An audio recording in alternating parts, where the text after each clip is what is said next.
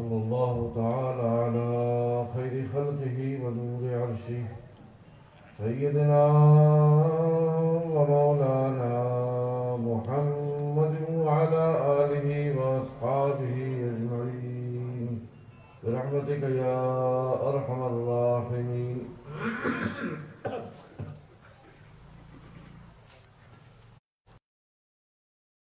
الحمد لله الحمد لله حمدا كثيرا دائما أبدا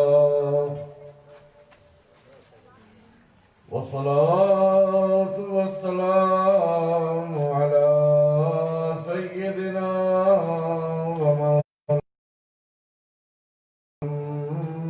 المصطفى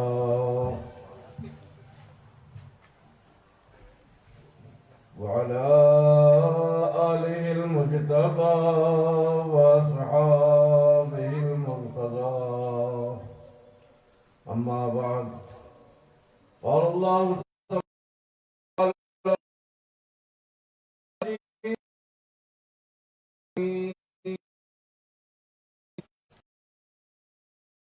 الشيطان الرجيم بسم الله الرحمن الرحيم. قل إنما أنا بشر مثلكم صدق الله مولانا العظيم أنا رسوله النبي الكريم ونحن على ذلك لمن الشاهدين والشاكرين والحمد لله رب العالمين. قال الله تعالى في شأن حبيبه إن الله وملائكته يصلون على النبي يا أيها الذين آمنوا صلوا عليه. يا معشر المسلمين ويا جماعة الحاضرين رحمنا ورحمكم اللہ تعالی. پروردگار عالم جل جلالہ وعم نوالہ کی لامحدود بے حد و بے شمار رحمتیں اور اس کے پیارے حبیب و محبوب یعنی ہم سب کے آقا و مولا تاجدار عرب و عجم نور مجسم نید اعظم ہادی اکرم فخر دو عالم حضور احمد مصطفیٰ محمد مصطفیٰ صلی اللہ تعالی علیہ وسلم کی بے انتہا عنایتیں آپ تمام حضرات پر نازل ہوں، ساتھ ہی ساتھ مجھ خطاوار پر سب پر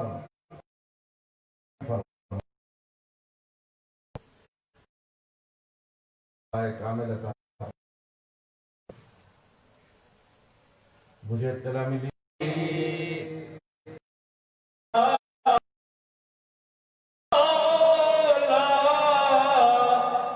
ہمارا نبی سب سے والا ہو والا، ہمارا نبی سب سے والا ہو والا، ہمارا نبی سب سے اعلیٰ مولا، ہمارا نبی اور اپنے مولا کا پیارا ہمارا نبی. ہمارا ہی نبی نہیں، آپ کا بھی نبی، ان کا بھی نبی، ان کا بھی نبی، سب کا نبی. تو اپنے مولا کا پیارا ہمارا نبی، اپنے مولا کا پیارا ہمارا نبی، دونوں عالم کا دولہا ہمارا نبی، دونوں عالم کا دولہا ہمارا نبی سب سے اعلیٰ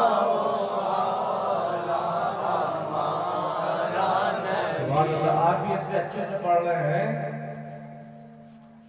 کہ باقی جیسے آپ کے بھی نبی ہے کہ نہیں آپ کے نبی، ہمارے بھی نبی آپ کے بھی نبی، اسی لیے آپ بہت اچھے سے پڑھ رہے ہیں۔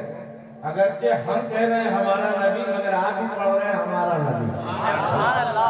تو اپنے مولا کا پیارا ہمارا نبی، اپنے مولا کا پیارا ہمارا نبی، دونوں عالم کا دولہ ہمارا نبی، دونوں عالم کا دولہ ہمارا نبی، اور سارے اچھوں میں اچھا سمجھیے جسے، سارے اچھوں میں اچھا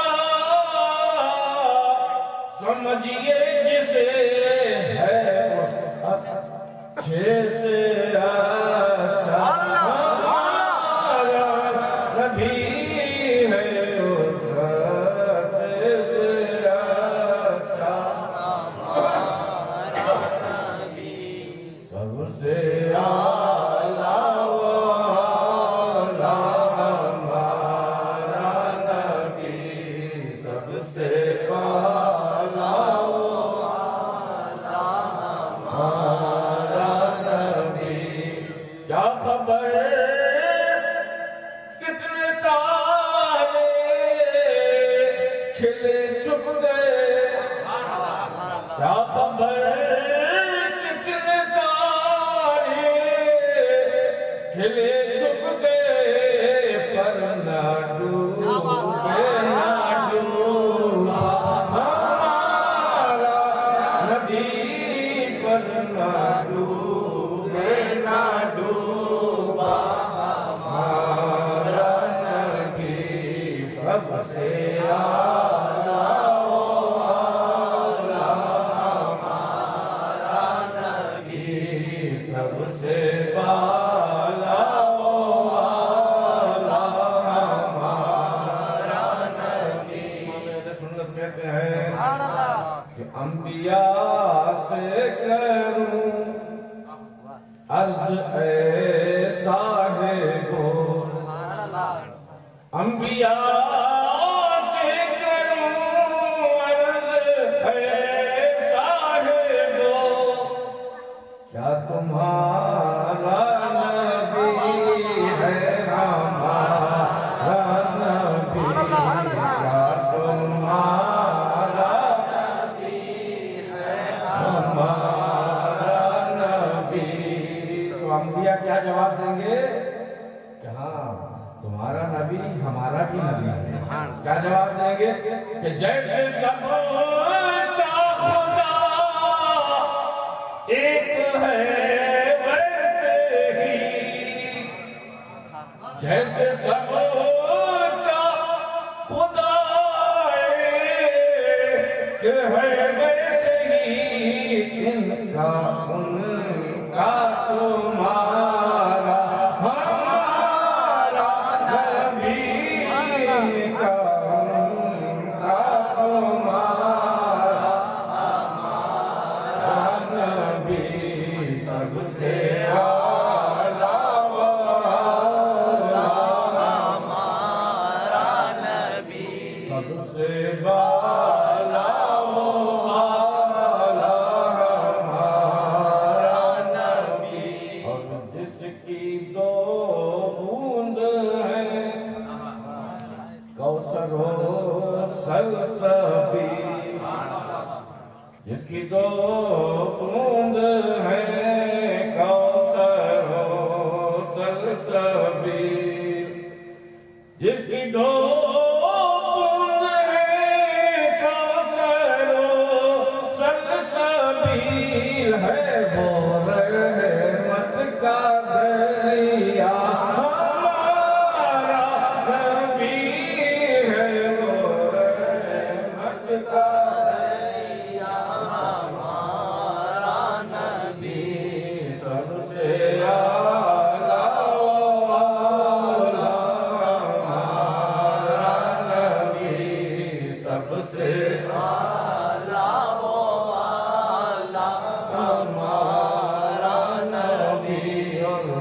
رمزتوں کو رضا مزد دیجئے کہ ہے رمزتوں کو رضا مزد دیجئے کہ ہے رمزتوں کو رضا مزد دیجئے کہ ہے بے کسوں کا سہارا ہمارا نبی بے کسوں کا سہارا ہمارا نبی سب سے اعلیٰ و اعلیٰ ہمارا نبی سب سے بالا و اعلیٰ ہمارا نبی اسے پڑھیے بلند آواز سے اللهم صل على سيدنا وشفيعنا وحبيبنا ومولانا محمد معدن الجود والكرم منبع العلم والحكم والحكم وآله وبارك وسلم جشن میلاد النبی ہے یا سبحان اللہ جشن میلاد النبی ہے یا سہانا نور ہے آسمانوں سے زمینوں پر برستا نور ہے آسمانوں سے زمینوں پر برستا نور ہے جس طرف بھی دیکھیے آگے پیچھے جس طرف بھی دیکھیے ہر سمت چھایا نور جس طرف بھی دیکھیے ہر سمت چھایا نور ہے نور اندر نور باہر اونچا اونچا نور ہے بلکہ یوں کہیے کہ سب دنیا کی دنیا نور ہے حضرات کل کی طرح آج بھی میں نے خطبے میں آیت کریمہ تلاوت کی قل انما انا بشر مثلکم ایک خاص بات آپ کو بتاؤں قرآن شریف میں 3 طرح کی آیت ہیں کتنے طرح کی؟ 3 طرح بہت غور سے سنو 3 طرح کی آیتیں ہیں قرآن میں پورے قرآن میں الف لام میم کاف ہا یا عین صاد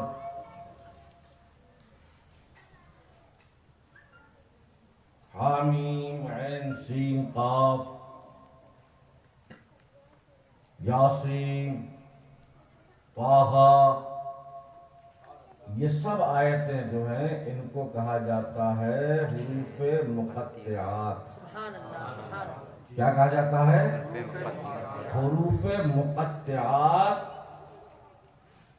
یہ کوٹ ورڈ ہے یہ سب کے سب کیا ہے؟ کوٹ ورڈ ہے بس اللہ ہی جانتا ہے اور اللہ کا رسول ہی جانتا ہے لانے والے جبریل تک نہیں جانتے آج کے یہ کٹھملہ کیسے جانتے تو ان کو کیا کہا جاتا ہے؟ مقطعات کیا کہا جاتا ہے؟ مقطعات یہ سب جو آیتیں ہیں حروف ہیں جو قرآن میں آئے ہیں الف لام میم سے لے کر والناس کے درمیان جتنے بھی کلام پاک میں یہ حروف مقطعات ہیں ان کو کیا کہا جاتا ہے؟ حروف مقطعات ان سے نہ کوئی مسئلہ بنایا جا سکتا ہے نہ کوئی یہ دعویٰ کر سکتا ہے مفسر ہو چاہے محدث ہو چاہے مفتی ہو چاہے علامہ ہو کوئی یہ دعویٰ نہیں کر سکتا کہ میں نے جو اس کا مطلب نکالا ہے وہی مطلب صحیح ہے اس کا مطلب صرف اللہ جانتا ہے بھیجنے والا رسول جانتے ہیں وصول کرنے والے جبریل آتے ہیں پڑھیے یا رسول اللہ الف لام میم مصطفیٰ کہتے ہیں فہم تو میں سمجھ کے آگے بڑھا جبریل حیرت سے مصطفیٰ کا چہرہ دیکھ رہے ہیں اللہ اکبر میں لانے والا اللہ دینے والا لانے والا میں، مجھے نہیں معلوم، ان کو معلوم۔ پھر جبریل سوچتے ہیں کہ واقعی انہی کے صدقے میں تو ہم بنائے گا، انہی کے صدقے میں تو علم بنا ہے، یہ علم کے ذرا سی ایک کتاب نہیں ہے، بلکہ یہ تو علم کا شہر ہے، یہ تو علم کا شہر کے شہر ہے۔ اچھا کچھ لوگ جو حضرت مولا علی سے دل میں کچھ خلش رکھتے ہیں، ان لوگوں نے فرضی حدیثیں گڑھ ڈالی تاکہ علی کا مقام کم ہو جائے اور دوسرے صحابہ کا مقام بڑھ جائے۔ سنا ہوگا نا آپ نے، سرکار کی حدیث پاک کیا ہے؟ انا مدینۃ العلم وعلی بابھا، میں علم کا شہر ہوں، علی اس کے دروازے۔ حدیث اتنی ہے بس، بھائیوں نے فرضی حدیث گڑھ لی۔ حدیث کیا حدیث گڑھ لی؟ انا مدینۃ العلم وابو بکر اساسها، میں علم کا شہر ہوں، علی اس کی بنیادیں۔ انا مدینۃ العلم وعمر جدارها، میں علم کا شہر ہوں اور عمر اس کی دیواریں ہیں۔ انا مدینۃ العلم وعثمان سقفها، میں علم کا شہر ہوں، عثمان اس کی چھت ہے۔ انا مدینۃ العلم وعلی بابها، میں علم کا شہر ہوں، علی اس کے دروازہ ہے۔ اور بھی آگے لوگ بڑھ گئے، میں بتاؤں گا نہیں۔ میں علم کا شہر ہوں، معاویہ اس کی کنڈی ہے، جانے کیا کیا حدیث ہے گھٹا۔ اب آپ ذرا سوچئے کہ شہر میں دروازہ ہی تو ہوتا ہے، شہر میں دروازہ ہی تو ہوتا ہے۔ اب جیسے وہ گیٹ ہے، آثار گیٹ، آثار گیٹ، یہ آثار ایک شہر سمجھ لیجیے۔ کچھ مکان ہوتے ہیں، کچھ جگہیں ہوتی ہیں، لیکن پورے شہر میں کیا سلیپ رہتی ہے؟ بولو، پورے شہر میں کیا سلیپ دکھتی ہے؟ کوئی شہر ایسا بتاؤ اس کا پتہ یہ چل رہا ہے یہ رسول اللہ صلی اللہ علیہ وسلم کا کلام نہیں، یہ کسی دشمن علی نے پیدا کیا ہے، علی کے مرتبے کو گھٹانے کے لیے، بالکل سراسر یہ فرضی حدیث۔ اور دوسری خرابی اس میں کیا ہے؟ انا مدینۃ العلم ابو بکر اساس، میں علم کا شہر ہوں اور ابو بکر اس کی بنیادیں ہیں، اس کی۔ اب کیا کوئی مسلمان یہ گوارا کر سکتا ہے کہ رسول اللہ کے شہر کی بنیاد ابو بکر ہوں؟ ارے ابو بکر کی ساری فضیلتوں کو بنیاد ہمارے آقا ہیں، ہمارے آقا کے شہر کی بنیادیں حضرت ابو بکر کیسے ہو سکتے ہیں؟ اللہ تبارک و تعالی ہم کو سمجھنے کی توفیق عطا فرمائے۔ تو بزرگوں اور دوستو، حضرت علی سے محبت رکھتا ہے تو ایمان والا، اور حضرت علی سے بیر رکھتا ہے، بغض رکھتا ہے تو منافق۔ میں بتا چکا ہوں نا کہ صحابہ کرام ان میں آپس میں مشہور تھا کہ ہم مومن کو اور منافق کو کس بات سے پہچانتے تھے؟ فرماتے ہیں کہ جس کے چہرے پر علی کا ذکر سن کر خوشی آ جاتی تھی، ہم سمجھ لیتے تھے یہ منافق نہیں ایمان والا۔ اور جس کا چہرہ لٹک جاتا تھا، بجھ جاتا تھا، علی کا ذکر سن کر ہم پہچان لیتے تھے کہ یہ ایمان والا نہیں، منافق ہے۔ کیونکہ اللہ کے رسول صلی اللہ علیہ وسلم فرماتے ہیں کہ علی کا بغض اور ایمان ایک دل میں جمع نہیں ہو سکتا، جمع ہوگا تو کیا ہوگا؟ علی کی محبت اور ایمان جمع ہوگا۔ تو بزرگوں اور دوستو، اللہ کے رسول صلی اللہ تعالی علیہ وسلم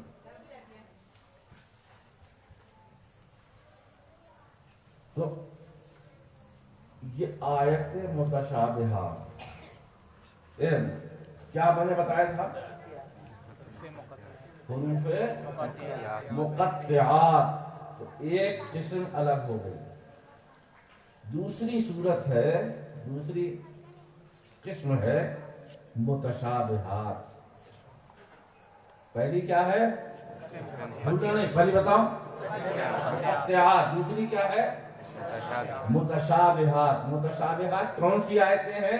جیسے قل انما انا بشر مثلکم، جیسے ید اللہ فوق ایدیہم، جیسے اینما تولوا فثم وجہ اللہ، یعنی تم جہاں چہرہ اپنا پھیرو گے وہیں اللہ، وہیں اللہ کا جلوہ، وہیں اللہ کا دیدار ہوگا. اور اللہ کا ہاتھ ان کے ہاتھ پر.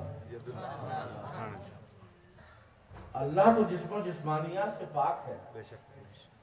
اللہ کے نہ جسم ہے، نہ چہرہ ہے، نہ ہاتھ ہے. پھر بھی قرآن کہہ رہا ہے اینما تولوا فثم وجہ اللہ، جہاں تم نظریں پھیرو گے، اپنا چہرہ پھیرو گے، اللہ کو پاؤ گے، اللہ کا جلوہ. جب اللہ کا چہرہ ہی نہیں تو پھر قرآن میں کیوں کہا گیا کہ اللہ کا چہرہ؟ جب اللہ کے ہاتھ ہی نہیں ہے تو قرآن میں کیوں کہا گیا کہ اللہ کا ہاتھ؟ جب رسول اللہ کی طرح کوئی بشر ہی نہیں تو پھر کیوں کہا گیا کہ میں تمہاری طرح بشر ہوں؟ تو ان آیتوں کو متشابہات کہا جاتا ہے. متشابہات کا مطلب یہ ہے اگر ظاہری معنی میں جاؤ گے تو گمراہ ہو جاؤ گے. اس کی حدیثوں سے، مفسرین سے، بزرگوں سے اس کی تعبیر سنو، اس کی تفسیر سنو، جو انہوں نے فرما دیا ہے وہی صحیح ہے. تو اس کو کیا کہتے ہیں؟ آیت متشابہات. باقی پورا قرآن جو ہے وہ آیات محکمات ہے. کیا ہے؟ آیات محکمات ہے. یعنی جو ظاہر ہے وہی باطن ہے، جو سمجھ میں آ رہا ہے وہی صحیح ہے. اسی سے مسئلے بنائے جاتے ہیں، اسی سے سارے عقیدے بنائے جاتے ہیں. آیات متشابہات سے اور آیات مقطعات سے مسئلے نہیں بنائے جاتے، دلیل کے طور پر استعمال نہیں کیا جاتا. اب بزرگوں نے کیا فرمایا؟ اللہ کا ہاتھ تو نہیں ہے، لیکن اس لیے قرآن میں کہا گیا ہے کہ جو کچھ تم ہاتھ سے کرتے ہو اللہ تبارک و تعالیٰ بغیر ہاتھ کے وہی کام کرتا ہے اور تم سے افضل طریقے سے کر کے دکھاتا ہے. تو جہاں جہاں قرآن میں اللہ کا ہاتھ آیا ہے وہاں وہاں دست قدرت مراد ہے، وہاں وہاں دست قدرت مراد ہے.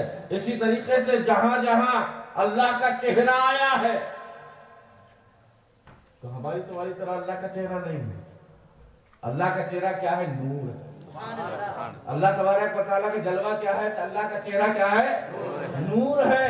اور اللہ تعالیٰ نے اس سے بھی محروم نہیں رکھا ہے، اپنے محبوب کو آئینہ نور بنا کر کے بھیج دیا ہے. اے لوگو، اللہ کا چہرہ تم نہیں دیکھ سکتے، اللہ تبارک و تعالیٰ کا دیدار نہیں کر سکتے، میں آئینہ مصطفیٰ بھیجے دے رہا ہوں، اس کو دیکھ لینا، اس میں میرا جلوہ نظر آ رہا ہے.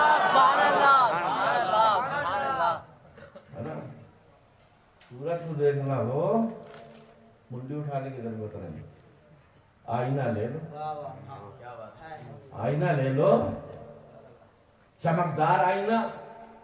سورج یہیں اتر آئے گا، سورج تمہارے ہاتھ میں اتر آئے گا، پورا مکمل سورج اتنے سے آئینے کے ٹکڑے میں دکھائی دے گا. اسی طریقے سے بزرگان دین فرماتے ہیں، اولیاء کرام فرماتے ہیں، اگر اللہ کا جلوہ دیکھنا ہو اپنے دل کو پاکیزہ کرو، اپنے دل کو صاف کرو، اتنا مانجو، اتنا رگڑو، اتنا صاف کرو جس طریقے سے برتن چمکنے لگتا ہے.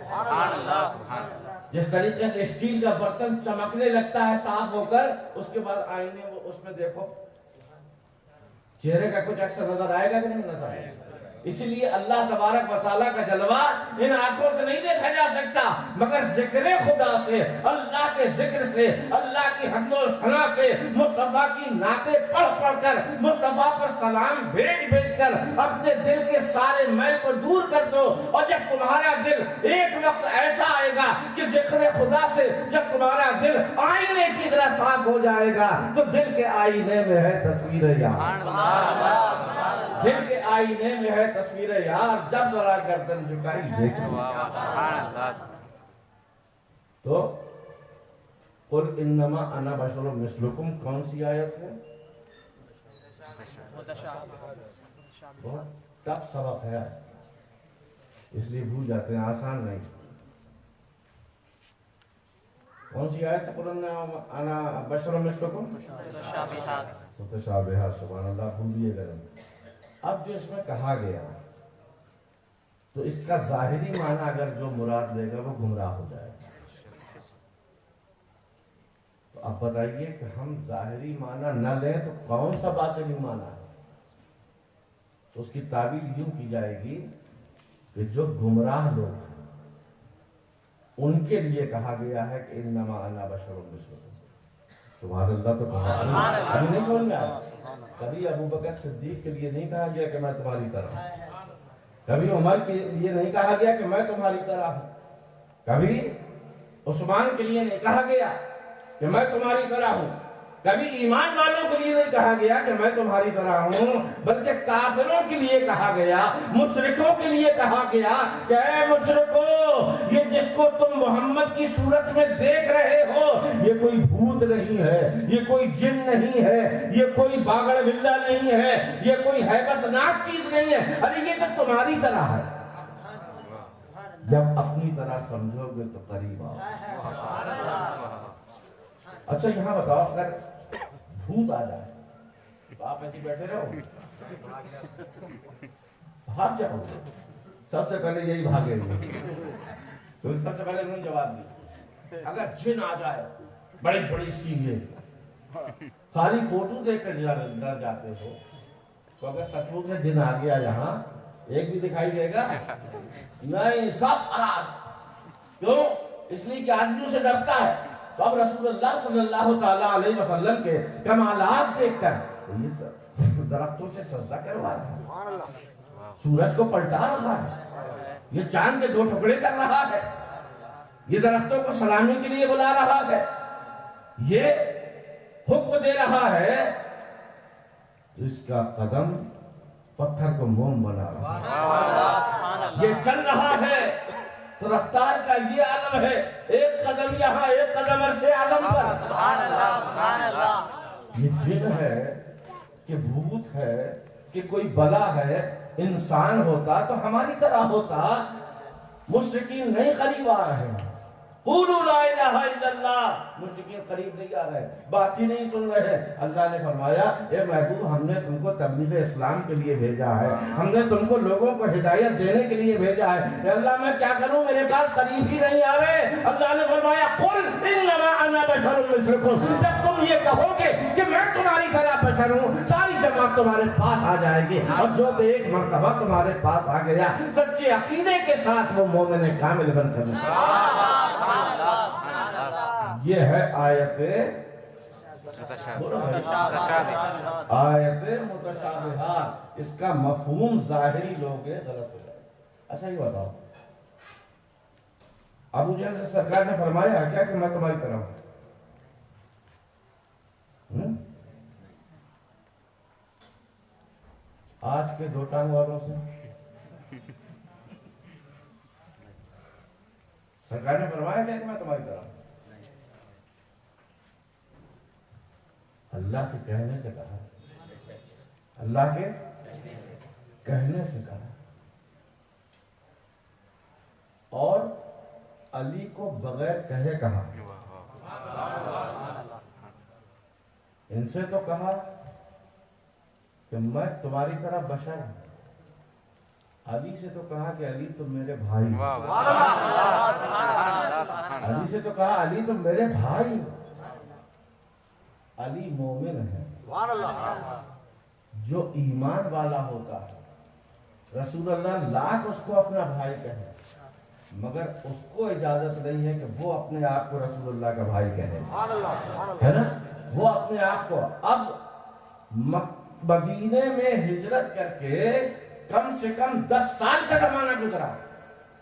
ان 10 سالوں میں علی نے ایک مرتبہ بھی اپنے آپ کو نہیں کہا کہ میں رسول اللہ کا بھائی ہوں، میں چھوٹا بھائی ہوں، رسول اللہ میرے بڑے بھائی ہیں. کہیں بھی تاریخ میں اٹھا کر بتا دیں، حدیثوں کا ایک ایک ورق چھان ڈالو، کہیں علی کو یہ نہیں ملے گا کہتے ہوئے آپ کو سمجھ میں نہیں آئے گا کہ علی نے کہا ہو کہ رسول اللہ ہمارے بڑے بھائی. حالانکہ حدیث میں موجود ہے کہ رسول اللہ نے کیا کہا تھا ہجرت کے موقع پر، ہجرت کے بعد انصار کے سامنے، میں تم میرے بھائی ہو، کیا تم اس بات پر راضی نہیں ہو؟ علی نے ہر رضامندی ظاہر کر دی، مگر ادب دیکھو کہ کبھی نہیں کہا. پتہ کیا چلا کہ بھائی ہو کر نبی کو بھائی کہنا یہ ادب ہے، بھائی ہو کر بھائی نہ کہنا یہ ادب ایمان ہے. اور بھائی نہ ہو کر، ان کے جیسا نہ ہو کر نبی کو اپنے جیسا کہنا یہ کفر کی لعنت ہے. یہاں پر ادب ہے، یہاں پر کفر کی لعنت ہے. تو اب آپ کو یہ سمجھ میں آ گیا کہ اللہ کے رسول صلی اللہ تعالیٰ علیہ وسلم نے جو انا بشر مثلکم کہا، کس کے لیے کہا؟ جلدی سے بولو. کافروں کے لیے، تاکہ کافر ہمارے پاس آئیں، ہمارا قرب پا کر صحابی بن جائیں، ایمان والے بن جائیں، ہدایت والے بن جائیں، چہرے چمکنے لگے، جہنمی ہیں لیکن جنتی بن جائیں. اس لیے جب میرے قریب آئیں گے، اس لیے اللہ نے فرمایا محبوب تم کہہ دو. مگر کسی کو دنیا میں یہ طاقت اور جرأت نہیں ہے کہ وہ نبی کو اپنی طرح کہنے لگے. کہا جاتا تھا یار یہ آدمی ناک کی طرح زہریلا ہے. کیا کہا جاتا ہے؟ کبھی سنا ہے کہ نہیں سنا؟ اب ناک صاحب کھڑے ہو جائیں، میں تو فلاں کی طرح ہوں، بتائیے. اس کے زہر کو ثابت کرنے کے لیے کہا جا رہا ہے یہ آدمی ناک کی طرح زہریلا. مگر سانپ کو اختیار نہیں ہے، سانپ کو اجازت نہیں ہے کہ وہ کہے کہ میں انسان کی طرح ہوں. اسی طریقے سے نبی ضرور کہہ رہے ہیں کہ میں تیری طرح بشر ہوں، مگر تجھے یہ اجازت نہیں ہے کہ تو کہے کہ نبی میری طرح ہے. امتی کو یہ اجازت نہیں ہے کہ وہ کہے کہ رسول میری طرح. اچھا، کل ہمارے حافظ انور صاحب نے سلام پڑھا تھا کہ نہیں پڑھا؟ آپ سب نے دیکھا تھا کہ نہیں؟ خوب ساتھ دیا تھا ذوق و شوق کے ساتھ، مجھے تو بڑا لطف آ رہا تھا. حافظ زاہد صاحب ہے یار، حافظ انور علی صاحب، تمہاری آواز بالکل کوئل کی طرح ہے، تمہاری آواز بالکل کوئل کی طرح ہے. یہ ہو گئے کوئل کی طرح، یا کوئل کھڑی ہو کے کہنے لگے اے حافظ انور میں کالی تم گورے، میں کالی تم گورے. یاد رکھنا کہ میری آواز کی طرح تمہاری آواز ہے تو میں بھی تمہاری طرح. کوئل کہہ سکتی ہے؟ نہیں کہہ سکتی، غلط.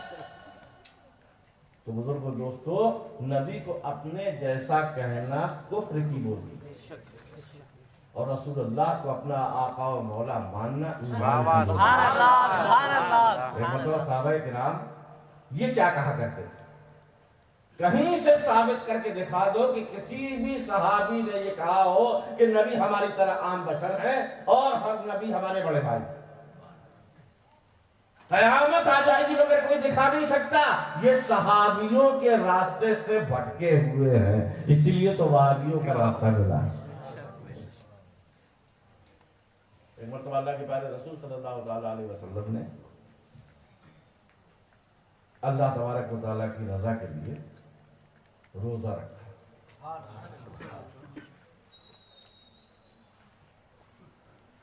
افطار کا وقت آیا، سرکار نے افطار نہیں کیا.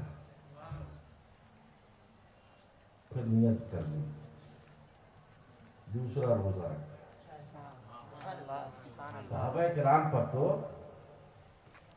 اللہ کے رسول صلی اللہ علیہ وسلم کی اتباع کی بہت چاہت رہتی ہے، کیونکہ اللہ قرآن میں فرما چکا ہے نا کہ اگر تم چاہتے ہو کہ اللہ تم سے محبت کرے تو میرے رسول کی اتباع کرے.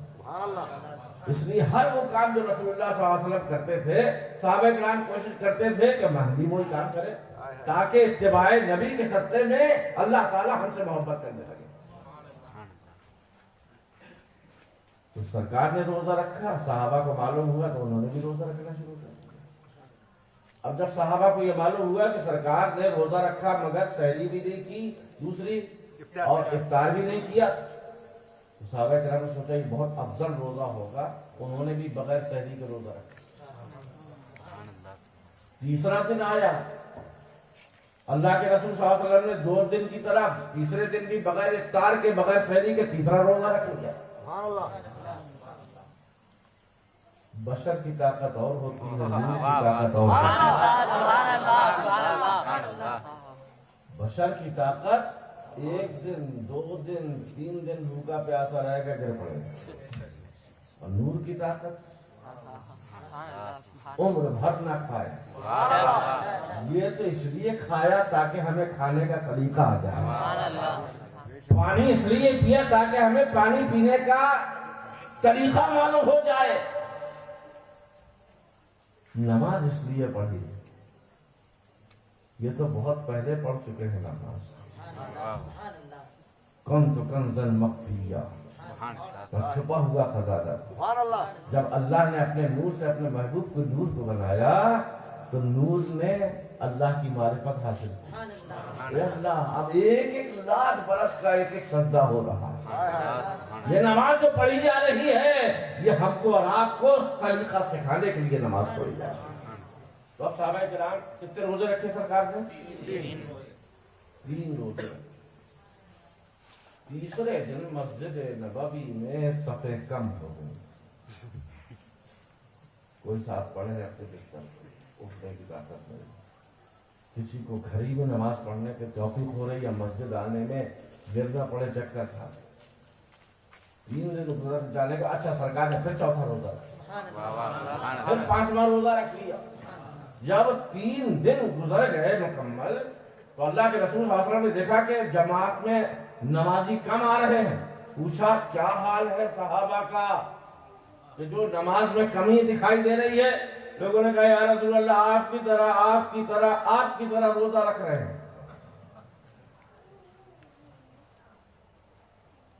کیا بغیر سحری کے؟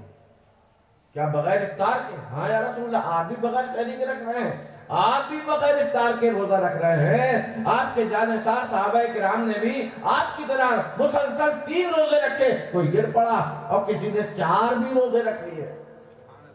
یا رسول اللہ اب تو سب اپنے اپنے گھروں میں گرے پڑے ہیں. اللہ کے رسول صلی اللہ علیہ وسلم نے سب کو بلوایا، سب کو بلوایا آدمی بھیج کر پوری مسجد نبوی میں. جب سارے صحابہ کرام آ گئے اب دیکھو اللہ کے رسول کا ارشاد. اللہ کے رسول صلی اللہ علیہ وسلم ارشاد فرما رہے ہیں اے لوگوں، ہم نے سنا ہے کہ تم نے ہماری طرح روزہ رکھا. کہا یا رسول اللہ ماں باپ قربان ہو. تو اب اللہ کے رسول کا فرمان سنو. اللہ کے رسول صلی اللہ علیہ وسلم ارشاد فرماتے ہیں ایکم مثلی. قرآن پڑھا ہے، قرآن میں انا بشر مثلکم پڑھا ہے، سمجھ ہی نہیں پائے. ایکم مثلی، تم میں سے کون میری طرح ہے؟ یطعمنی ربی ویسقینی، مجھے میرا رب کھلا بھی دیتا ہے، میرا رب پلا بھی دیتا ہے. مجھے میرا رب کھلاتا بھی ہے، مجھے میرا رب پلاتا بھی ہے. ارے یہی نور مصطفیٰ کا. جب بیت آمنہ میں سارے بچے خراب خون سے پلتے ہیں، مصطفیٰ طیب و طاہر، یہ خراب خون سے ان کے جسم میں غذا کیسے جائے؟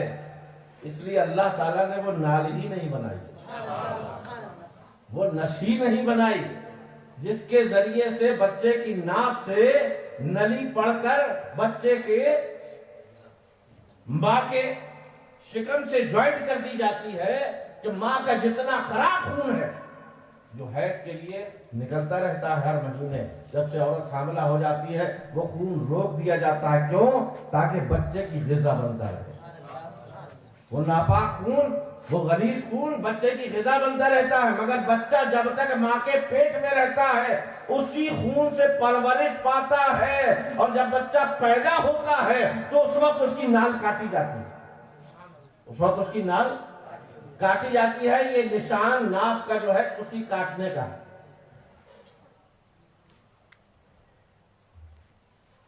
اچھا، آدم علیہ السلام کے بھی ناف کا نشان تھا.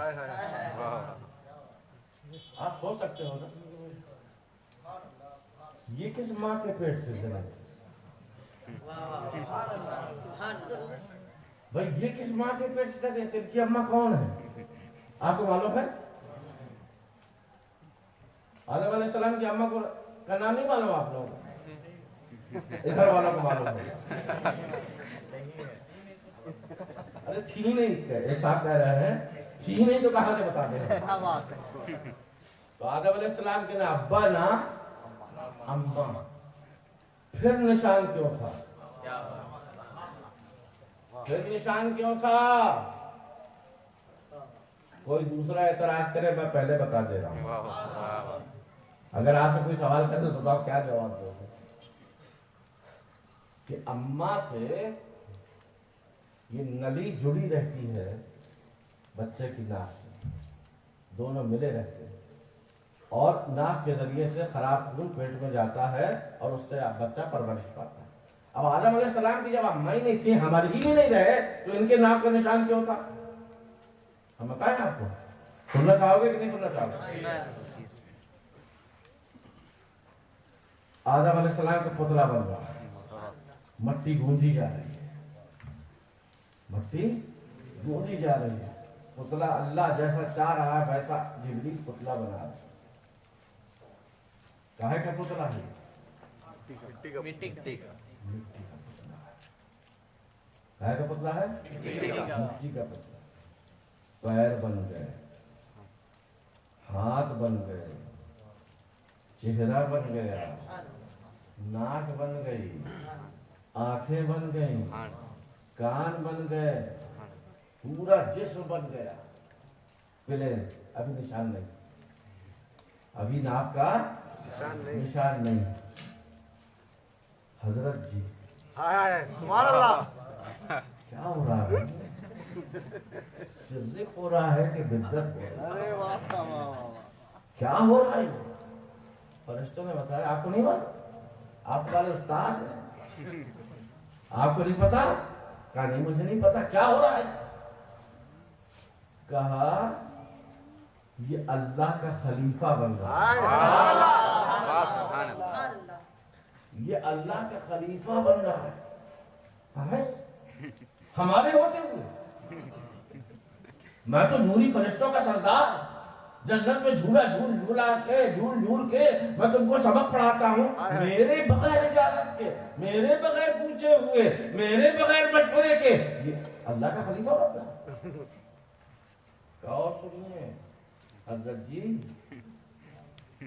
خالی خلیفہ ہی نہیں بن رہا، بلکہ آپ جیسے مغروروں کو اس کے سامنے سر جھکانا پڑے گا. ہم نورانی فرشتوں کو اس کے آگے سجدہ کرنا پڑے گا. اچھا، شیطان نے غصے میں آیا، غصے میں آگے شیطان نے آدم علیہ السلام کے پتر. حسد جو ہوتا ہے نا انہی کے اندر ہوتا ہے. حسد شیطانی کام، میرے ہوتے ہوئے اللہ اس کو خلیفہ بنا رہا ہے. پتلہ خاکی تیار ہو گیا تھا لگ بھگ تقریباً. جیسے اس کو معلوم ہوا کہ یہ اللہ کا خلیفہ بنے گا، اس کے سامنے ہمیں سر جھکانا پڑے گا، یہ مٹی سے پیدا ہوگا، ہم آگ سے بنائے گئے ہیں، مٹی کا مقام نیچے دھسنا ہے اور ہمارا کام، آگ کا کام اوپر بلند ہونا ہے. ایک بلند چیز ایک نیچے والی چیز کو کیسے سر جھکا سکتی ہے؟ تو نبی کے آگے جو سر جھکانے سے اعتراض کرتا ہے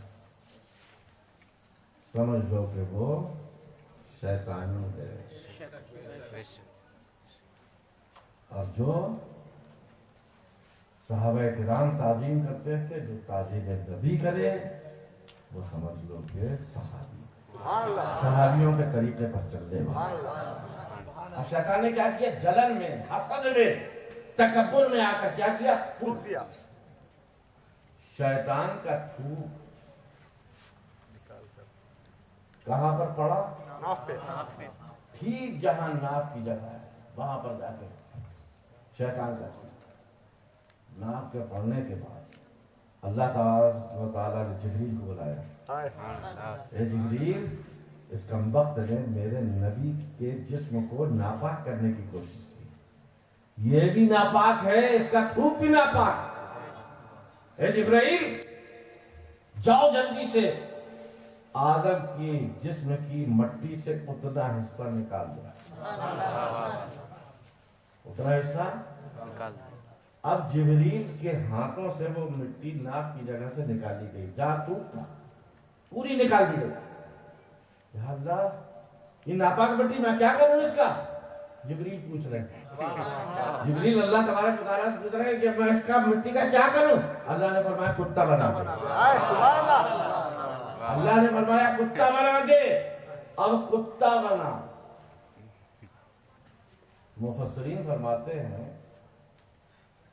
کہ کتے کا لعاب ناپاک ہے، کیوں؟ اس لیے کہ یہ شیطان کے لعاب سے بنا، راتوں کو جاگتا اس لیے ہے کہ جبریل کے نورانی ہاتھ لگے۔ سمجھا؟ تو اب پتہ کیا چلا کہ ان کی ماں نہیں تھی حضرت آدم علیہ السلام کی، مگر شیطان کی شرارت کی وجہ سے ناف جیسی جگہ کو اللہ تبارک و تعالیٰ نے وہ ناپاک مٹی نکلوا کر آدم کے جسم میں حسن کا اضافہ کر دیا۔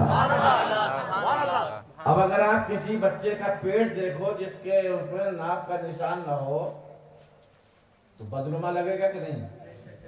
کیونکہ یہ اللہ تبارک و تعالیٰ نے اپنی قدرت سے انسان کی ہماری اولاد کی ساکھ ایسی بنا دی ہے، اب اس جیسا انسان کوئی دوسرا بنا ہی نہیں سکتا۔ اس لیے اللہ نے قرآن میں دعویٰ کر دیا ہے فَتَبَارَكَ اللَّهُ أَحْسَنُ الْخَالِقِينَ، اللہ تبارک و تعالیٰ سب سے اچھا پیدا کرنے والوں نے۔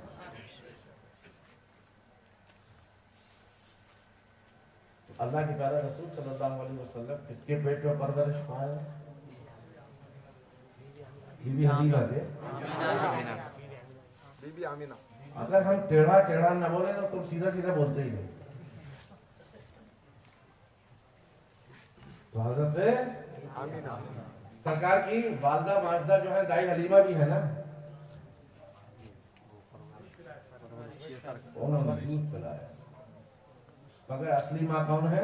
بی بی آمنہ کے پھول اللہ اللہ، جشن آمد رسول اللہ ہی اللہ، بی بی آمنہ کے پھول اللہ ہی اللہ۔ اب جو حضرت آمنہ خاتون کے شکم میں اللہ کے رسول صلی اللہ علیہ وسلم حمل میں آئے ہیں، عورتوں سے کوئی پوچھے پہلے مہینے میں الٹیاں، دوسرے مہینے میں ابکائیاں، تیسرے مہینے میں اور زیادہ پریشانیاں، چوتھے مہینے میں وزن بڑھتا جا رہا ہے، پانچویں مہینے میں کمزوری آتی جا رہی ہے، چھٹے مہینے میں اور زیادہ عورت کمزور ہوتی جا رہی ہے، بستر پر پڑی رہتی۔ کیوں؟ اس لیے کہ بچہ بھی ایک ہی جسم میں دو دو غذا کہاں سے آدمی لائے، کہاں سے عورت لائے؟ آدھی غذا بچے کو جا رہی ہے، آدھی غذا ماں کو مل رہی ہے، اس لیے بوجھ محسوس ہوتا ہے۔ مگر قربان جاؤ، ہمارے آقا کی والدہ ماجدہ ارشاد فرماتی ہیں کہ جب سے میرے محمد میرے پیٹ میں آئے ہیں تو مجھے نہ ابکائی آئی، نہ مجھے الٹی آئی، نہ مجھے پریشانی ہوئی، بلکہ ہر مہینے میری صحت میں اضافہ ہوتا جا رہا ہے، میری کیفیت خوش ہوتی چلی جا رہی ہے۔ یہ ہے ہمارے آقا کا کرم، یہ ہے ہمارے آقا دو عالم صلی اللہ تعالیٰ علیہ وسلم کا کرم ہے۔ اب سارے بچے ماں کا خون چوستے ہیں، مگر سرکار ناپاک کھانے کے لیے نہیں آ رہے، پاک کھلانے کے لیے آ رہے ہیں۔ اللہ کے پیارے رسول صلی اللہ تعالیٰ علیہ وسلم اللہ تبارک و تعالیٰ نے نالی ہی نہیں بنائی، پھر بچہ کیسے مر جانا چاہیے؟ بچے بغیر غذا کے، بغیر ہوا کے، بغیر سانس لیے ہوئے بچہ زندہ کیسا رہ سکتا ہے؟ علماء کرام فرماتے ہیں ہمارے آقا نور بھی تو ہیں، اور نور کا کوئی بوجھ نہیں ہوتا۔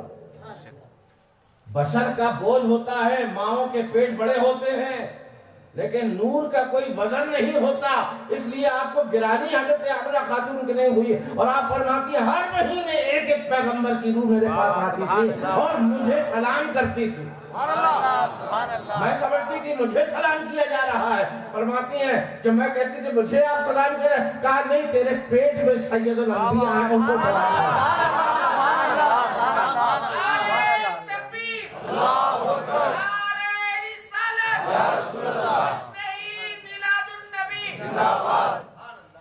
تو اللہ تبارک و تعالیٰ اپنے محبوب کو خراب خون کا وسیلہ نہیں بنا رہا ہے، خراب خون کے وسیلے سے پیدائش سرکار دو عالم صلی اللہ علیہ وسلم کی پرورش نہیں ہو رہی ہے، جسم نہیں بڑھ رہا ہے، بلکہ اللہ تبارک و تعالیٰ نے نالی نہ بنا کے، ناک سے ٹچ نہ کر کے، اللہ تعالیٰ نے اپنے کرم سے نور کو نورانی غذا دینا شروع کر دیا۔ ہمارے بچے، ہم اور آپ جو ہے خون سے پرورش پاتے ہیں، اللہ کا محبوب نور سے پرورش پاتا ہے۔ اللہ کے رسول صلی اللہ علیہ وسلم ارشاد فرما رہے ہیں ایکم مثلی، تم میں سے کون ہے جو میری طرح ہے؟ اے ابو بکر چاہے تم ہو، اے عمر چاہے تم ہو، اے عثمان چاہے تم ہو، اے علی چاہے تم ہو، ایکم مثلی، تم میں سے کون میری طرح ہے؟ یطعمنی ربی ویسقینی، مجھے میرا رب کھلاتا بھی ہے، میرا رب مجھے سیراب بھی کرتا ہے۔ یہ ہے مصطفیٰ کی حقیقت۔ اچھا یہ بھی حقیقت نہیں ہے۔ صحابہ کرام جو بہت قریب رہنے والے تھے وہ سوچتے ہوں گے کہ ہم نے مصطفیٰ کا سونا دیکھا، جاگنا دیکھا، چلنا دیکھا، پھرنا دیکھا، اٹھنا دیکھا، بیٹھنا دیکھا، سفر میں دیکھا، حضر میں دیکھا، مسجد میں دیکھا، گھر میں دیکھا، بازار میں دیکھا، غاروں میں دیکھا۔ ہم نے صبح و شام دیکھے مصطفیٰ کے، ہم نے مصطفیٰ کے دن اور رات دیکھے، ہم نے مصطفیٰ کا لمحہ لمحہ دیکھا۔ ہم سے زیادہ مصطفیٰ کو کون جانے گا؟ ہم سے زیادہ مصطفیٰ کو کون جانے گا؟ اللہ کے رسول کو پتا چلا، آپ نے سوچا، آپ نے بلایا ابو بکر صدیق، ابو بکر سب سے زیادہ میرے ساتھ رہنے والے تھے، اگر اے ابو بکر سنو، لم یعرفنی حقیقتی سوا ربی، میری حقیقت کو کسی نے بھی نہیں جانا سوائے میرے رب کے، بس اللہ ہی جانتا ہے کہ میں کون ہوں۔ جبریل تک کو نہیں معلوم، میکائیل کو نہیں معلوم، اسرافیل کو نہیں معلوم، اسرائیل کو نہیں معلوم۔ ایکم مثلی، تم میں سے کون میری طرح ہے؟ مجھے تو میرا رب کھلاتا ہے، مجھے میرا رب پلاتا ہے۔ ہر مہینے میں ایک ایک پیغمبر کی روح آ رہی ہے۔ کبھی آدم علیہ السلام آ رہے ہیں، کبھی نوح علیہ السلام آ رہے ہیں، کبھی شعیب علیہ السلام آ رہے ہیں، کبھی موسیٰ آ رہے ہیں، کبھی عیسیٰ آ رہے ہیں، کبھی ابراہیم آ رہے ہیں، کبھی داؤد آ رہے ہیں، کبھی سلیمان آ رہے ہیں، کبھی یحییٰ آ رہے ہیں، کبھی زکریا آ رہے ہیں، کبھی الیاس آ رہے ہیں، کبھی الیسع آ رہے ہیں، کبھی خضر آ رہے ہیں۔ اے اللہ کے حبیب، اے سید الانبیاء، آپ پر لاکھوں صلاۃ و سلام ہو۔ ارے اگر پیغمبر نبی کو سلام کر رہے ہیں تو شرک نہیں ہے، تو امتی سلام کرے کیسے شرک ہوگا؟ پیغمبر کی اتباع دلیل ہے اس بات کی کہ یہ بات حق ہے۔ جب پیغمبر چھوڑ دیا، اللہ کی سنت ہے مصطفیٰ کو ان اللہ و ملائکتہ یصلون علی النبی یا ایھا الذین آمنوا صلوا علیہ وسلموا تسلیما۔ میرے محبوب پر تم خوب خوب درود پڑھو اور صلاۃ و سلام۔ یہ عظمت ہے ہمارے آقا صلی اللہ علیہ وسلم۔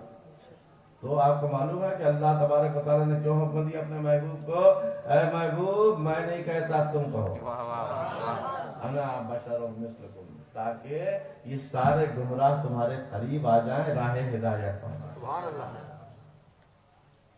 حضرت سلطان محمود غزنوی کا نام سنا ہے؟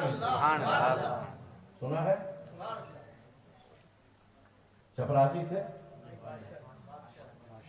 بادشاہ تھے۔ بادشاہ نہ کہے گا تو کون کہے گا؟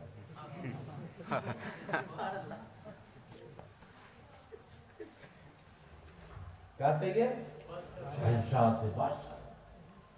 لیکن بادشاہوں میں بھی فقیر ہوتے ہیں، بادشاہوں میں بھی اللہ کے ولی ہوتے ہیں، بادشاہوں میں بھی ہادی ہوتے ہیں۔ یہ مت سمجھنا، کل آپ نے سنا نا بلی میاؤں میاؤں میاؤں، کس کی بلی تھی وہ؟ حضرت سید مخدوم اشرف سمنانی۔ کچھوچا سمنان ہے کیا؟ نہیں، یہ سمنان کے شہنشاہ تھے، سمنان کے شہنشاہ تھے، ایران میں ہے سمنان۔ وہاں سے خلق خدا کی ہدایت کے لیے اللہ نے پسند کر لیا، سارا راج پاٹ چھوڑا، فقیری اختیار کر لیا۔ حضرت ابراہیم بن ادہم، ایک مرتبہ آپ سو رہے تھے اپنے گدی میں، اپنے تخت پر، تخت سلطنت پر، آواز آئی، چھت بھڑ بھڑ بھڑ بھڑ، جیسے کوئی چیز گھسیٹی جا رہی، کوئی چل رہا۔ انہوں نے آواز دے کے پوچھا حضرت ابراہیم بن ادہم نے، کون ہے وہ شور مچا رہا؟ جواب آیا کہ میں اپنا اونٹ ڈھونڈ رہا ہوں، میں اپنا چھت پہ کبھی اونٹ چڑھے ہوئے دیکھا؟ ہمارے علی بھائی ہنس رہے ہیں، لیکن حقیقت میں بتا رہا ہوں۔ کھٹ پھٹ کی آواز آئی، کون ہے بھائی، کیا کر رہے ہو؟ کہا میں اپنا اونٹ تلاش کر رہا ہوں۔ کہا محل کی چھت پر اونٹ کہاں سے؟ تو کہا محل کے تخت پر خدا کہاں سے؟ جب محل کی چھت پر اونٹ نہیں مل سکتا تو یہ تخت و تاج میں خدا کیسے مل سکتا ہے؟ آپ کو ہوش آ گیا، آپ نے فوراً تہجد کی نماز پڑھی اور اس کے بعد وزیر کو صرف اپنا بتایا اور اپنے عام لباس پہن کر آپ نے سارا تخت و تاج چھوڑ دیا اور آپ اللہ کے راستے میں نکل دریا کے کنارے بیٹھ گئے، وہی نماز پڑھ رہے ہیں، وہی چلا کر رہے ہیں، وہی اللہ کی معرفت حاصل کر رہے ہیں، وہی اپنے دل کی اصلاح کر رہے ہیں، دل کی صفائی پہ لگے ہوئے ہیں۔ کچھ دنوں کے بعد آپ کی وزیر اور آپ کے عمراء آپ کو تلاش کرتے ہوئے کہ حضرت شاید ناراض ہو کر چلے گئے ہیں ابراہیم بن ادہم، تلاش کرتے ہوئے جنگل میں کہ ہم ان کو منا کے لے آئیں گے۔ پہنچ گئے دریا کے کنارے، دیکھا تو حضرت ابراہیم بن ادہم موجود ہیں، اپنا پھٹا پرانا مسلح بچھائے ہوئے، بوسیدہ لباس پہنے ہوئے، اپنے ہاتھ سے پیون لگا رہے ہیں۔ ایک شہنشاہ ہو کر اپنے ہاتھ سے پیون لگا رہے۔ وزیر آیا، حضرت مجھ سے کوئی غلطی ہو تو معاف کر۔ امیر آیا، حضرت مجھ سے کوئی غلطی ہو تو معاف کر۔ کہا کسی سے کوئی غلطی نہیں، میں نے سب کو معاف کر دیا۔ کہا حضرت کرم کر کے پھر سے چل کے اپنا تخت سنبھال لیں، اپنا تاج اپنے سر پر رکھ لیں۔ اچھا نہیں لگ رہا کہ ایک شہنشاہ وقت فقیروں کا لباس پہنے ہوئے بیٹھا ہوا ہے، محتاج بنا ہوا۔ آپ کے چہرے پہ مسکراہٹ آئی۔ تم کیا جانو کہ میں کون ہوں، تم کیا جانو میں کس منزل میں ہوں۔ آپ لکڑی سے اپنے کپڑے سی رہے تھے،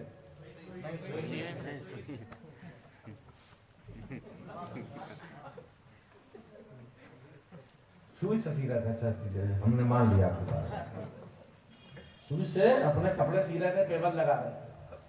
ان کا اتنی بڑی تخت سلطنت چھوڑ کر، تخت و تاج چھوڑ کر آپ آگئے فقیروں کی طرح۔ آپ نے سوئی کو لیا، دریا میں پھینک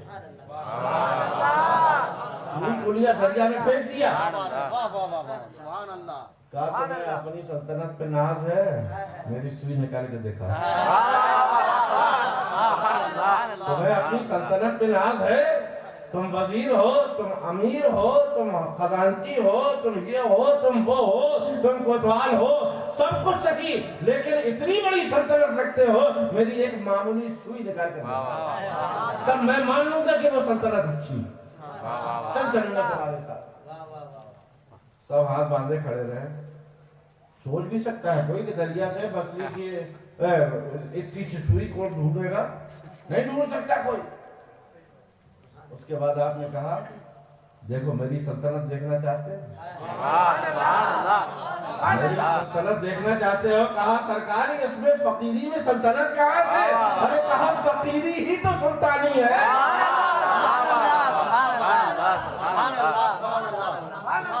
اچھا دکھائیے.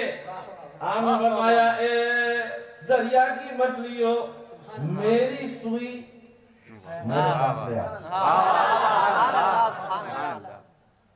100 مچھلیاں نکلی. کسی میں چاندی کی سوئی، کسی کے پاس سونے کی سوئی، کسی کے پاس اور دوسری دھاتوں کی سوئی. آپ نے سب کو دیکھا، آپ کے وزیروں نے دیکھا سب. اللہ اکبر، سب کے منہ میں سونے کی سوئی، چاندی کی سوئی. آپ نے فرمایا اے مچھلیوں، میں نے تم سے اپنی سوئی لانے کو کہا. میں نے تم سے اپنی سوئی لانے کے لیے کہا ہے. ایک چھوٹی سی مچھلی نکلی، اس میں ابراہیم بن ادھم کی سوئی تھی. آپ نے ہاتھ بڑھایا، اپنی سوئی کو واپس دے دیا. تمہاری وہ سلطنت اچھی ہے کہ میری یہ فقیری اچھی ہے. اس میں خدا نہیں ملا، اس میں خدا مل رہا ہے. خدا میرا ہو گیا ہے. تو جس کا خدا ہو جاتا ہے ساری خدا ہی اس کی ہو جاتا ہے.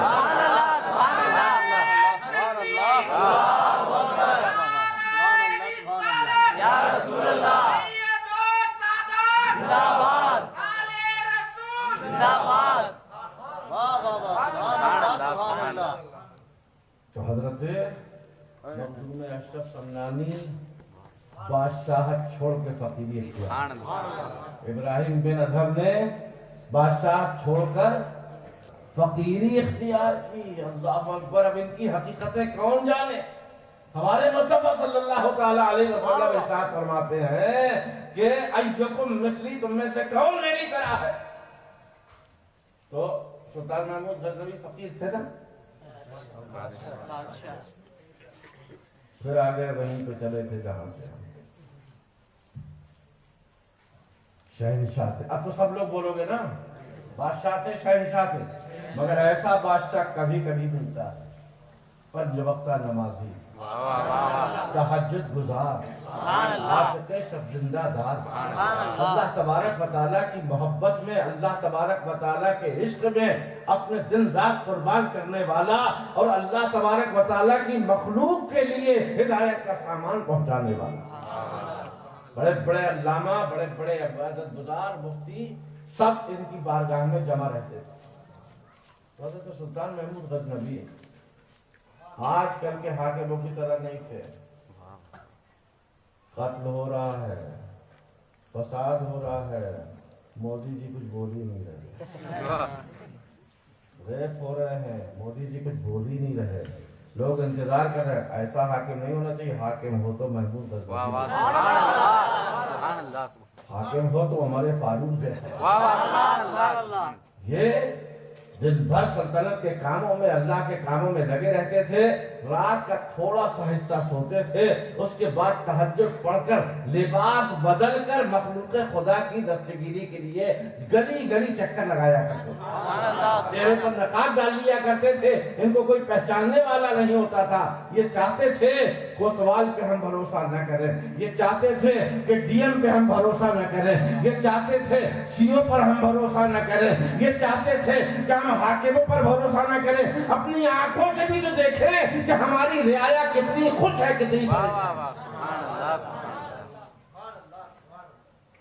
چوریاں بہت ہو رہی ہیں. سلطان محمود غزنوی نے اپنے جاسوس لگا دیے تھے، لیکن چور پکڑے نہیں جا رہے. انہوں نے کہا یہ نہیں پکڑ سکتے، میں پکڑ کے دکھاؤں. چہرے پہ نقاب ڈالا، معمولی لباس پہنا، نکل گئے. کہاں نکل گیا؟ آسمان پہ چلے گا نا.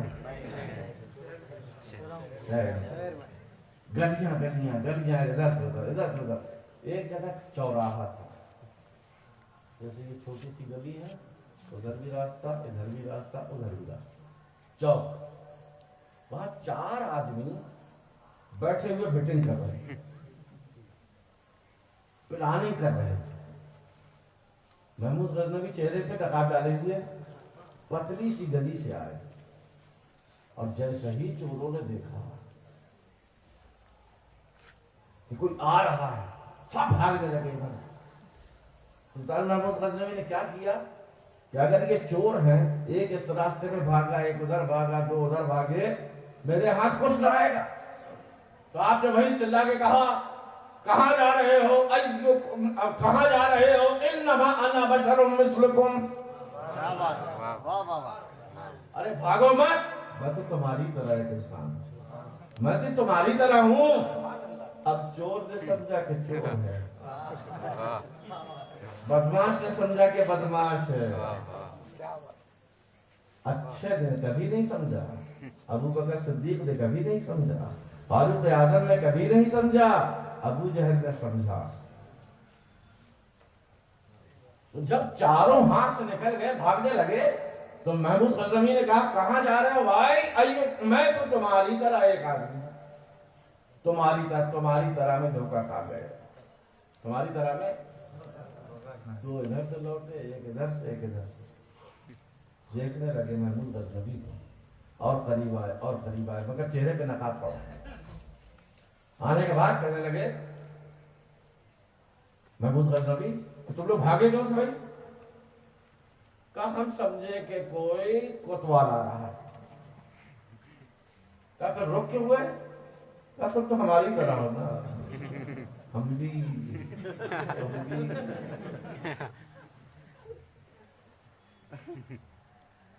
انہوں نے اپنے منہ سے نہیں کہا کہ میں چور ہوں، انہوں نے کیا کہا کہ میں تمہاری طرح ہوں. اب وہ کیا سمجھے؟ جیسے میں گرا کٹ ویسے یہ گرا کٹ، جیسے میں ڈاکو ویسے یہ ڈاکو، جیسے میں چور ویسے یہ چور، میں لوگوں کا ظلم کرنے والا ویسے یہ بھی ظلم کرنے والا. کہا اچھا پھر روک کیوں گئے؟ کہا تم نے تو کہا تھا کہ میں تمہاری طرح ہوں، اس لیے ہم روک گئے. کہا اچھا کیا کر رہے تھے؟ کہا ہم لوگ پلاننگ کر رہے تھے کہ آج کہاں چوری کی جائے.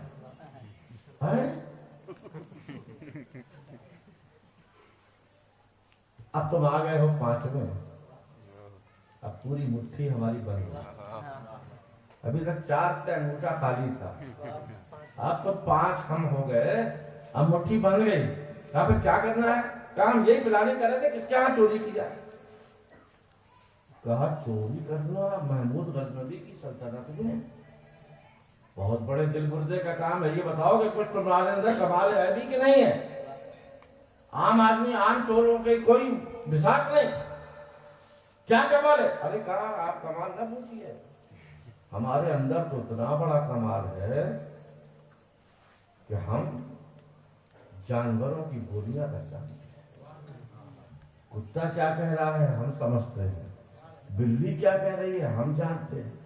محمود غزنوی کی آنکھیں کھل گئی، انہوں نے کہا اچھا اتنا بڑا کمال، جانور کوئی بھی کچھ بولے تو سمجھ لو گے؟ کہا ہاں سمجھ لیں. کہا ایسے لوگ اگر ہوں تو اچھی بہترین جگہ چوری ہو سکتی ہے. کہا دوسرے سے تمہارے اندر کیا کمال ہے؟ کہا میرے اندر یہ کمال ہے کہ چاہے جتنی اونچی عمارت ہو ہم وہاں خود بھی چڑھ جائیں گے، اپنے ساتھیوں کو بھی چڑھا لیں گے. چاہے جتنی اونچی عمارت پھنسا کے کمن ڈال کے خود بھی چڑھ جائیں گے، اپنے ساتھیوں کو چڑھا لیں گے. تیسرے سے پوچھا تمہارے اندر کیا کمال ہے؟ اس نے کہا میرے اندر کا کمال مت پوچھیے، میری آنکھیں ایکس رے مشین ہے. کہاں بالکل. کیا مطلب؟ کہا زمین کے چاہے جتنے نیچے خزانہ دفن ہو، میں اگر نظر بھر کر دیکھ لوں تو پتہ لگا لیتا ہوں کہ اس کے نیچے کتنا خزانہ.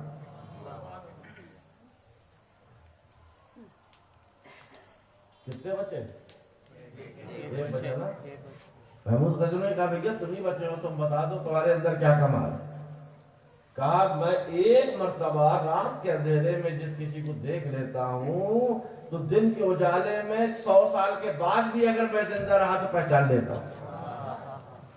کہا سب کے اندر اتنے اچھے اچھے کمالات ہیں، دل میں سوچنے لگے اتنے بڑے بڑے ہنرمند لوگ مگر غلط راستے میں، کاش کہ ان کو صحیح راستہ مل جائے تو انہی کے یہ ہنر سے اسلام کا بہت بڑا کام ہے۔ اسی طریقے سے تو رسول اللہ صلی اللہ علیہ وسلم بھی فکر مند رہتے تھے، یہ عمر جو ہے اتنا بہادر آدمی ہے، اتنا بہادر آدمی ہے، اتنا سکہ عرب میں جمع ہوا ہے، سردار ہے، اس کی تلوار ہمیشہ اسلام کے خلاف چلتی ہے، کاش کہ یہ میرے آپ پاس آ جائے، میرے ہتھے چڑھ جائے تو اسلام کا کتنا بڑا بڑا کام ہے۔ سلطان محمود غزنوی سوچنے لگے کیسے ان کو راہ راست پہ لایا جائے۔ ابھی تو آ گئے ہیں یہ انما انا بشر مثلکم کے جال میں۔ ان کا اچھا چاروں کے تو آپ نے کمالات سن لیے، آپ کے اندر بھی کوئی کمال ہے کہ آپ ایسے ہی شامل ہو گئے ہیں؟ اب سلطان محمود غزنوی نے سوچا کہ اگر میں کوئی کمال نہیں بتاتا ان کو تو یہاں سے نکل جائیں گے، ہدایت نہیں پا پائیں گے، گمراہ ہی رہیں گے۔ لہذا سلطان محمود غزنوی نے کہا کہ میرے اندر تو ایسا کمال ہے کہ تم کسی کے اندر ویسا کمال۔ ارے کہا بتاؤ تو کہ کیا کمال ہے تمہارے اندر؟ کہا میرے اندر یہ کمال ہے کہ میں اور میرے ساتھی جہاں پھنس جائیں، مقدمہ چلنے لگے، جیل میں پہنچا دیے جائیں، سزا ہو جائے، میرے اندر یہ کمال ہے کہ جہاں میں اپنی داڑھی ہلا دیتا ہوں بڑے سے بڑے قاتل کو رہائی مل جاتی ہے، بڑے سے بڑے مجرم کو معافی دے دی جاتی ہے، بڑے سے بڑے مجرم کو رہائی دے دی جاتی ہے۔ حضرت آپ نہیں جانا، کیا بات ہے، آپ نہیں جانا کبھی، بغیر آپ کے ہمارا بیڑا پار نہیں ہو سکتا۔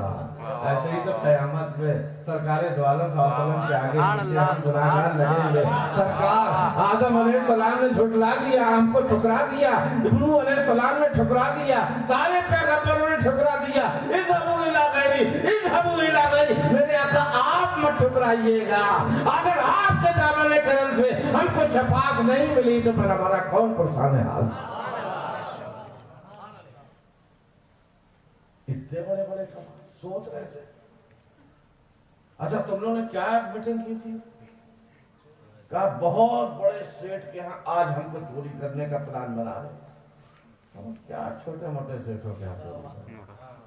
میری مانو تو سلطان کے محل میں چوری کرو، میری مانو تو سلطان کے محل میں چل کے چوری کرو۔ کہا اچھا اتنا بڑا دل کو لیتا، لیکن سیاہ ہے کل بال پھر ڈر کاہے کا، داڑھی ہلانے والا ہمارے پاس ہے تو پھر ڈر کاہے کا، شفاعت کرنے والا ہمارا آقا ہے تو پھر ڈر کاہے کا، ہے نا؟ کہا اچھا سلطان محمود کیا وہ چوری کرنے کے لیے کہہ رہے ہو؟ کہا ہاں بالکل، ایک مرتبہ ہاتھ مارو، 4 مرتبہ ہاتھ مارنے سے بہتر ہے ایک مرتبہ ساری زندگی پھر چوری کرنے کا موقع نہ ملے، ایسی جگہ ہاتھ ڈالو۔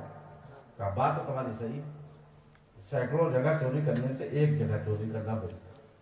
چلو چلے چاروں جگہ پانچوں سے سب سے آگے آگے وہ چل رہا تھا جو جانوروں کی بولیاں پہچانتا تھا، سمجھتا تھا۔ جیسے ہی یہ 5 کا قافلہ چلا، رات میں اگر کوئی اجنبی لوگ آتے ہیں تو کتے خاموش ہو جاتے ہیں اور اگر 2-4 مل جائے تو ترانے گھومتے لگتے ہیں، ادھر سے ایک نے آواز دی، ادھر سے ایک نے جواب دیا۔ اب کتے نے بھونکنا شروع کیا، اب وہ کبھی سلطان کو دیکھ رہا ہے، کبھی ادھر دیکھ رہا ہے، کبھی ادھر دیکھ رہا ہے۔ لوگوں نے کہا، خود ہی سلطان محمود غزنوی نے پوچھا، تم نے کہا تھا نا کہ تمہارے اندر جانوروں کی بولیاں پہچاننے کی صلاحیت ہے؟ کہا ہاں۔ کہا پھر بتاؤ یہ کتا اتنی دیر سے بھونک رہا کیا کہہ رہا ہے؟ کہہ رہا میرا دماغ کام نہیں کر رہا۔ کیوں دماغ کام نہیں کر رہا؟ تمہارا فن فیل، ہنر فیل۔ کہا نہیں یہ ہو ہی نہیں سکتا، آج تک میرے فن نے کبھی مجھے دھوکہ نہیں۔ ارے تمہیں بتاؤ تو کیا کہہ رہا ہے؟ کا یہ کہہ رہا ہے پانچوں میں سے ایک بادشاہ، پانچوں میں سے ایک بادشاہ۔ بادشاہ نے کہا پکڑے گئے۔ ارے یار ہو سکتا ہے کچھ ادھر ادھر کی بات کر رہا ہوں، تمہارا سمجھ میں نہ آیا ہو، بادشاہ کا کیا کام یہاں؟ ہم لوگ تو چوری کرنے جا رہے ہیں نا، کہاں جان بچی لاکھوں کا ہے۔ اور آگے بڑھے، بادشاہ کا محل آیا۔ بادشاہ سمجھتا تھا کہ یہ محل ہمارا کوئی پار ہی نہیں کر سکتا، سب سو رہے ہیں۔ اس نے کمن ڈالی، خود بھی چڑھ گیا، بادشاہ کو اور تینوں ساتھیوں کو اپنے چڑھا لیا۔ بادشاہ کے محل میں چھت سے نیچے اتر آئے۔ سونگنے والے نے سونگا، کہا یہاں نہیں ہے۔ ایکس رے کیا، یہاں نہیں ہے۔ خاص بادشاہ کا جہاں پر مسند لگی تھی اس روم میں زمین سونگی، بتایا کہ یہیں ذرا سا کھودا جائے گا پورا خزانہ ملے گا۔ بادشاہ کو حیرت ہو گئی، واقعی فنکار ہو تو ایسے فنکار، بالکل صحیح جگہ نشاندہی کی ہے اس نے کہ جہاں پر خزانہ ہے وہیں پر بتا دیا اس نے۔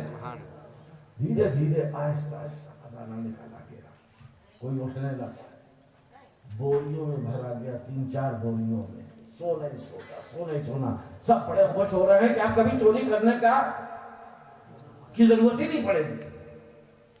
سب نے پیٹھ میں لادا، نیچے سے دروازے کھولتے کھولتے کھولتے کھولتے باہر آ گئے۔ اب سلطان محمود غزنوی نے سوچا کہ اگر یہ نکل گئے ہاتھ سے تو پھر پکڑائی دیجیے گی۔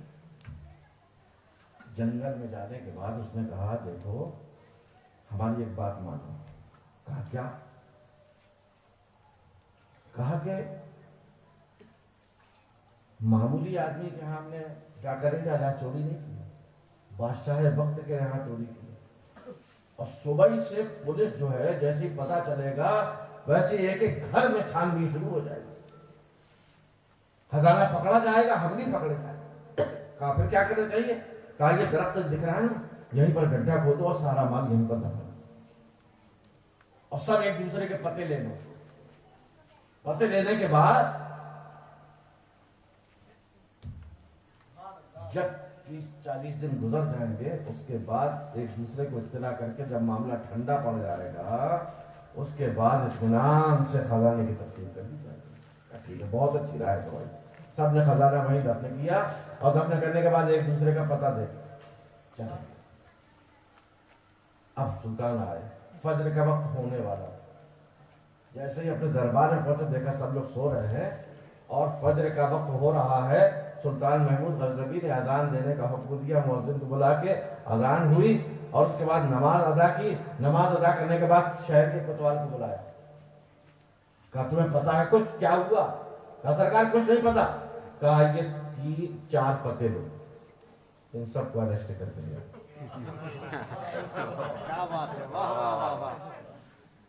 سرکار کون ہے یہ لوگ؟ کہا یہ بعد میں پوچھنا، پہلے جو میں کہہ رہا ہوں اتنا کرو۔ اس نے سوچا کہ اگر سب میں بتا دیا جائے گا افراتفری مچ جائے گی، سب لوگوں کو سزا دینا پڑے گی۔ پہلے داروں نے غلطی کی ہے، سو رہے تھے، ان کا کام تھا بیدار رہ کر حفاظت کرنا۔ کہا جو میں کہہ رہا ہوں اتنا کرو۔ چاروں کو پکڑ کے لایا گیا۔ 10 بجے دن کو جب بادشاہ ناشتے سے اور تھوڑا سا آرام کر کے فارغ ہوئے اس کے بعد ان لوگوں کو پیشی کے لیے بلایا گیا۔ اب یہ چاروں دربار میں بیٹھے ہیں، ایک دوسرے کو دیکھ چوتھا 5واں اسی سے تو بگڑی بننا ہے، اسی سے تو نجات ملنا ہے۔ ہمارے سارے پن دھرے رہ گئے ادھر سے ادھر، یہ تو 5واں گیا۔ کیا بات ہے، واہ واہ واہ۔ اور یہ ہمارے پتے کیسے معلوم ہو گئے کوتوال؟ 5واں تمہیں کچھ پتا ہے؟ یار ہم گھر میں بیٹھے تھے، بس کوتوال صاحب آئے کرنا چلو پکڑ کے لے آئے، کچھ بات کرنے کے موقع نہیں ملا۔ کہتے چاروں آگے 5واں کھڑا۔ دیکھو خیر ہو سکتا ہے اس کو ہی پکڑ کے لایا جا رہا۔ تھوڑی دیر کے بعد جب دیکھا پورا دربار سج گیا، سلطان محمود غزنوی چہرے پہ نقاب ڈال دیا، آ کے اپنی مسند پہ فیصلہ کرنے کے لیے بیٹھ گئے۔ مقدمہ پیش ہوا. اس کے بعد ان لوگوں نے بتایا، ان لوگوں سے پوچھا گیا کہ آپ کو کیوں پکڑ کے لایا گیا، آپ کو معلوم ہے؟ کہا نہیں معلوم. کہا تم نے چوری کی. کہا چوری کی ہے تو صحیح، لیکن کہاں کی ہے یہ بتاؤ. کہا تم نے بادشاہ کہاں چوری. تمہارا کیا جرم ہے؟ چور. تمہارا کیا الزام ہے؟ چور. چاروں کا چوری ثابت ہو گئی. اور اس کے بعد چاروں کے لیے یہ حکم ہوا، آج بادشاہ کے چہرے پہ نقاب ہے. چاروں کے لیے حکم ہوا کہ چاروں کو لے جا کر چاروں کے ہاتھ کاٹ دو اور چاروں کو عمر قید دے. کیونکہ انہوں نے معمولی نہیں بلکہ بادشاہ کیا چوری کرنے کی ضرورت ہے. بادشاہ سلامت آپ بھی کچھ کہیے. یہ تو مفتی صاحب کا فیصلہ ہو گیا، آپ بھی کچھ فرمائیے. بادشاہ کا چہرے سے نقاب. چاروں میں سے چوتھا، حضرت بچا لیجیے، بہت دیر سے نظر تلاش کر رہی تھی. اب داڑھی ہلائیے، داڑھی ہلانے کا وقت ہے. بغیر آپ کی داڑھی ہلائے آج ہم پار نہیں ہو سکتے، مصیبتوں سے چھٹکارا نہیں مل سکتا ہمیں. بادشاہ بھی مسکرانے لگے اور بادشاہ نے کہا واقعی تم بھی فنکار آدمی. پہلا بھی فنکار، دوسرا بھی فنکار، تیسرا بھی فنکار، سب سے بڑے فنکار تو تم نے. کہا حضرت سب سے بڑے فنکار آپ ہیں. اب ہمارا فن نہیں چلنے والا، اب داڑھی ہلانے کا وقت ہے. بزرگوں اور دوستوں، سلطان محمود غزنوی نے جب ان سے توبہ کرا لی، جب اقرار کرا لیا کہ آئندہ کبھی اب ہم چوری نہیں کریں گے، سلطان نے اشارہ کیا داڑھی کا کہ جاؤ ان سب کو بخش. میدان محشر میں سب نبیوں کی طرف سب کی نگاہیں ہوں گی. ہمارے آقا کہاں، ہمارے مولا کہاں ہے، ہمارے شفیع کہاں ہیں. اور سب نبیوں میں سے نکل کر جب ہمارے آقا آئیں گے، ہم غلام سرکار اب داڑھی ہلانے کا وقت ہے، اب اشارہ کرنے کا وقت ہے. ہم کو جہنم سے بچائیے، جنتی بنا دیجئے. مصطفیٰ جار رحمت صلی اللہ علیہ وسلم شفاعت کا دروازہ کھولیں گے، اور جب تک آپ کا ایک امتی بھی جہنم میں جل رہا ہوگا، مصطفیٰ سجدے سے سر نہیں اٹھائیں. اب بتائیے اللہ کے رسول صلی اللہ علیہ وسلم اگر یہ نہیں فرماتے کہ انما انا بشر مثلکم، تو کہاں سے سب آتے؟ مصطفیٰ ان کی ہدایت کیسے فرماتے؟ ان کو راہ راست پر کیسے لاتے؟ اسی لیے اللہ نے یہ ارشاد فرمایا ہے حقیقت سے الگ، کیونکہ یہ آیت متشابہات ہے. آیت متشابہات میں جو ظاہر ہوتا ہے حقیقت وہ نہیں ہوتی.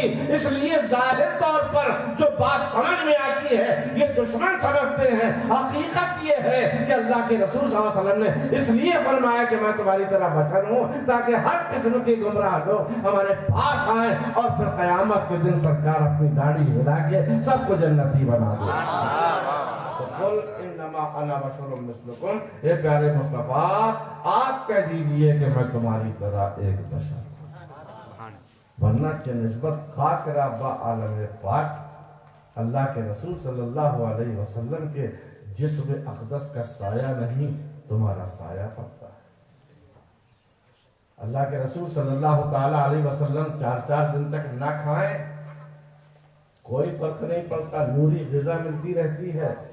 اب تم اگر 4 دن نہ کھاؤ، ہم کو بتاؤ آ کے کہ واقعی تم بشر مثلکم ہو کے نہیں ہے. اللہ تبارک و تعالیٰ ہم کو اور آپ کو سب کو سمجھنے کی توفیق عطا فرمائے، اور حضور اکرم صلی اللہ تعالیٰ علیہ وسلم کو نورانی بشر ماننے کی توفیق عطا فرمائے. وآخر دعوانا الحمدللہ رب العالمین. السلام علیکم.